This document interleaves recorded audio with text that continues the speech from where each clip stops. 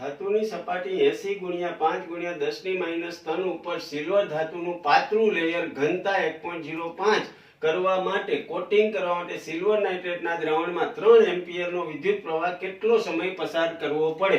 હવે તમારી પાસે આવું એક સૂત્ર છે સમય માટે મિત્રો, W બરાબર EIT છેદમાં 96500. હા કે ના? પણ W એટલે શું? તો કે ઘનતા ગુણ્યા કદ. એટલે અહીંયા હું કરી શકું ઘનતા ગુણ્યા કદ એટલે V ગુણ્યા D. હવે કિંમત જ ખાલી મૂકવાની. V ની કિંમત છે 80 ગુણ્યા 5 ગુણ્યા 10 ની -3. ઘનતા છે 1.05. સામેના ભાગમાંથી 96500 ને અહીંયા બોલાવી લો. હા કે ના?